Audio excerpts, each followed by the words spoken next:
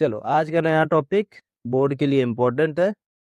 6 marks का question आना fix है। डिवेंचर और इजी कॉन्सेप्ट है। इसमें 3 पार्ट में पूरे चैप्टर को डिवाइड कर लिया जाए। कंसिडरेशन, कोलेट्रल और रिडम्पशन। कंसिडरेशन का क्वेश्चन आएगा 3 मार्क्स में। कोलेट्रल भी अगर देगा तो 3 मार्क्स में देगा, और रिडम्पशन को अगर देना होगा तो वो 6 मार्क्स में देंगे, और 1-2 एमसीक्यू देंगे ताकि इसमें से टोटल 6 से 8 मार्क्स बन जाए बोर्ड में। सबसे पहला पोर्शन है हमारा कंसिडरेशन। इसके लिए हमें 2 एंट्री करना पड़ेगा। कंसिडरेशन का सिचुएशन क्या है कि हमने बिजनेस को टेक ओवर किया या खरीदा, और उसके बदले में हमें पेमेंट करना होता है। अब अगर हमारे पास कैश डायरेक्ट होगा तो हम कैश देके बिजनेस को खरीद लेंगे, लेकिन फिर इस चैप्टर की अहमियत वहीं नहीं रहेगी। तो इस सिचुएशन में क्या होगा कि हमने एसेट को खरीदा या बिजनेस को खरीदा, और उसके बाद हम उसको कुछ पेमेंट करेंगे और कुछ के बदले क्या करेंगे, डिवेंचर दे। डिवेंचर क्यों लेगा सामने वाला? क्योंकि सामने वाले को पता है कि आज डिवेंचर की वैल्यू है, साथ में बाद में इंटरेस्ट भी उस पर मिलेगा और उसकी वैल्यू बढ़ के मिलेगी, इसलिए वो एग्री हो जाएगा डिवेंचर पे।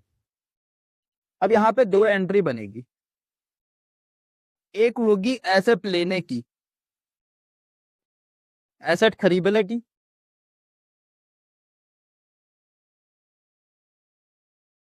और दूसरी होगी उसकी पेमेंट की,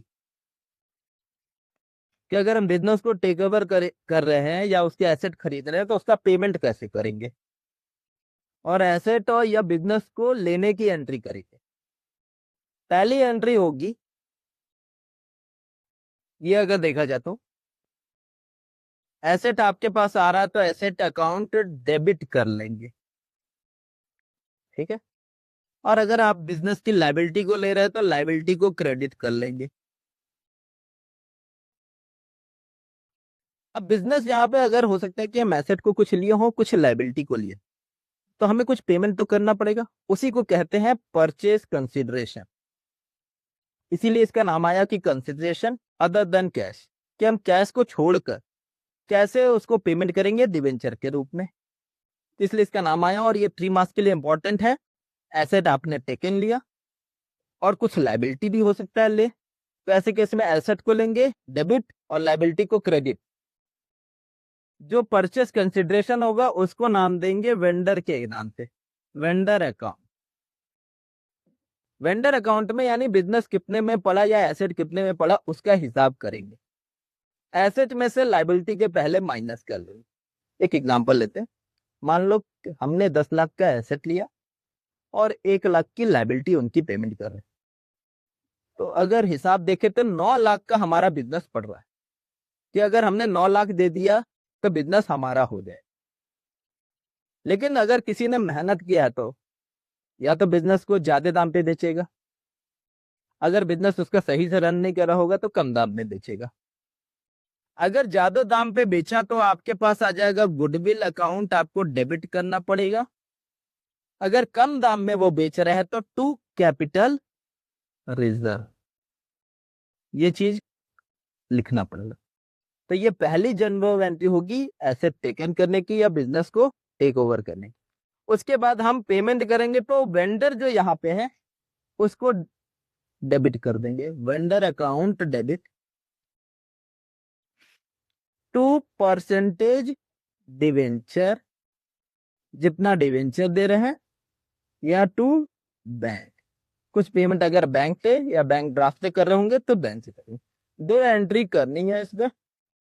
ये कॉन्सेप्ट इतने पे ही क्लियर है। फिर अगला कॉन्सेप्ट आता है कोलेट्रल का। कोलेट्रल का मतलब होता है गिरवी रखना। अब ऐसी सिचुएशन आ गई कि हमें पैसे की जरूरत है, हम बैंक गए, बैंक से लोन मांगे, तो बैंक ने बोला कि ठीक है आप लोन दे दीजिए और अपने घर के कागज रख दीजिए। हमने घर का कागज रख दिया। हो सकती है हमारी इनकम या कुछ भी ऐसा कोई सिचुएशन हो जिसके वजह से बैंक वाला एग्री ना हो, तो वो हमसे एडिशनल सिक्योरिटी रखवाएगा। जब भी एडिशनल सिक्योरिटी रखते हैं उसको कहते हैं कोलेट्रल। के फॉर्म में, यानी गिरवी के फॉर्म में हम एडिशनल सिक्योरिटी रख रहे हैं। तो यहाँ पे भी हम 2 एंट्री पास करेंगे। पहली एंट्री होगी लोन लेने की, ठीक है, लोन लेने की एंट्री कर लेंगे। और दूसरी डिवेंचर जो गिरवी रखे हो उसकी entry, debenture suspense to debenture account. और लोन लेने की एंट्री होती है bank account debit to bank loan. Bank हमारा कैश है, अगर पैसा लेंगे तो डेबिट होगा। बैंक लोन हमारे लिए लायबिलिटी, अगर लायबिलिटी बढ़ती है तो क्रेडिट होता है। उसी तरह डिबेंचर सस्पेंस अकाउंट, ये हमने बस गिरवी रखा है, ये हमारे पास ऑप्शन है कि हम इसकी एंट्री रिकॉर्ड करें या ना रिकॉर्ड करें। लेकिन अगर एग्जाम में ये क्वेश्चन आया है तो वो एग्जामिनर चाहता है कि इस एंट्री को आप शो करो, ठीक है। तो यहाँ पे केवल 2 ही एंट्री बनेगा, और यहाँ पे भी 2 एंट्री बनेगा। एक तो आपका खरीदने का और दूसरा वेंडर को पेमेंट करने का। यहाँ तक कर लोगे, हो जाएगा।